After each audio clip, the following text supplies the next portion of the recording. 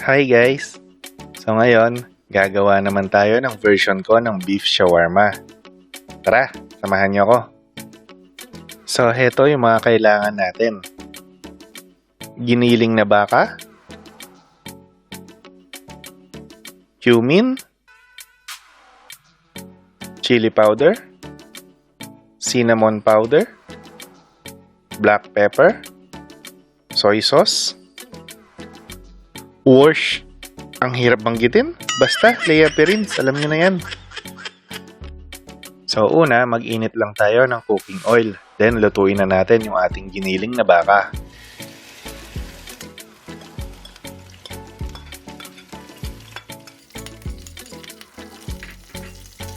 Hintayin lang natin mag-brownish yung color bago natin ilagay yung ating spices.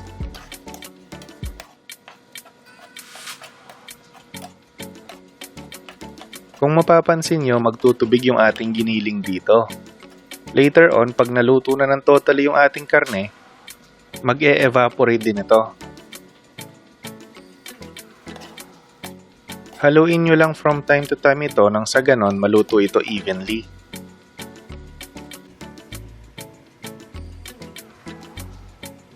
So pag nag-evaporate na yung tubig nito, ilagay na natin yung ating spices.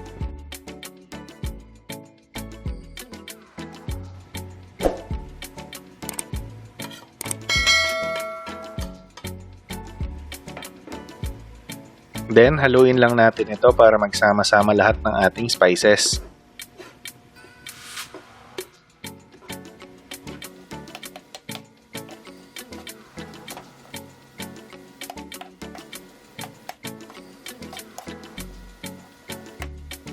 Lagyan naman natin ito ng 3 tablespoon ng toyo.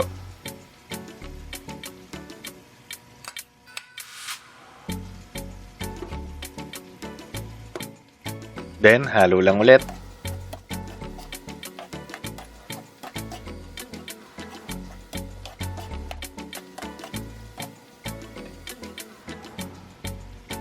Saka natin lagyan ng 1 kutsarang sauce ni Lea at Perins.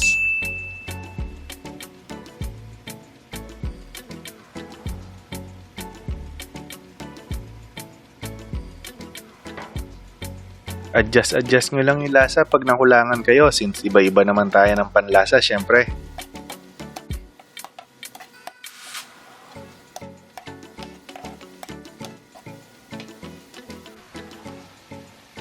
Ready na yung ating giniling. Gawin naman natin yung sauce nito. So kailangan natin dito ng yogurt, mayonnaise, lemon or calamansi, minced garlic, at asin. So una, maglagay tayo ng 5 kutsarang yogurt. Then, lagyan natin ito ng 2 kutsarang mayonnaise.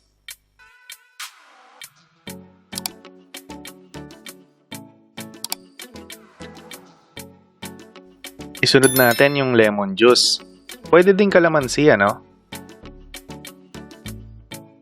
Then, yung minced garlic. Kung ayaw nyo makakain ng buo-buong bawang, pwede nyo itong i-grate. Pero ako, okay lang sa akin kahit buo-buo yung bawang. Pampababa din yan ng presyon.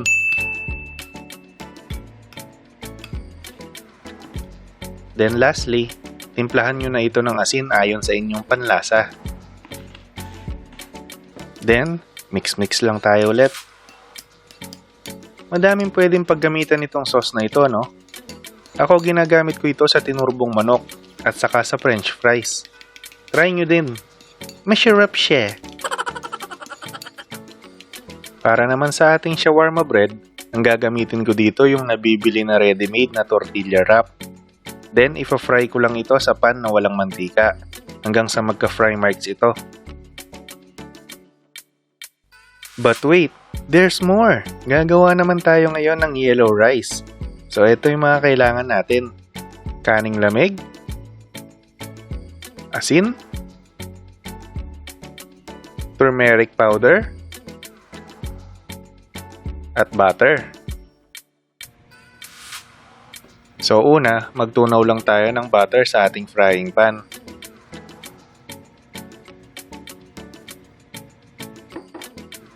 Then, lagyan natin ito ng half tablespoon ng turmeric powder.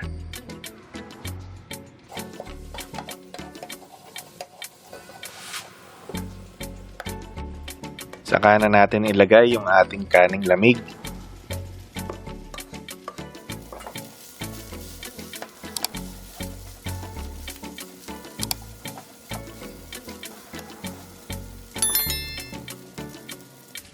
Timplahan na natin ito ng asin ayon sa inyong panlasa.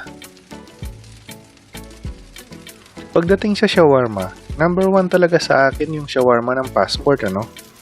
Ewan ko lang kung mayroon din sa ibang lugar yon or kung sa Pampanga lang yon. Madami na din akong natikman na shawarma, mapapinas man yan or kahit dito na bawat kanto ata mayroong nagbebenta ng shawarma. Pero yun pa din talaga ang hinahanap-hanap kong lasa. Kayo ba? Anong paborito nyong shawarma? Comment down below. Heto na ang version ko ng shawarma with yellow rice at white sauce. Binabati ko nga pala ng happy wedding anniversary yung aking butihing asawa. At maligayang kaarawan naman sa aking lola-in-law na si Helen Trinidad. Sana na-enjoy nyo yung ating recipe ngayon, ano? So paano? Till next vlog. Bye-bye!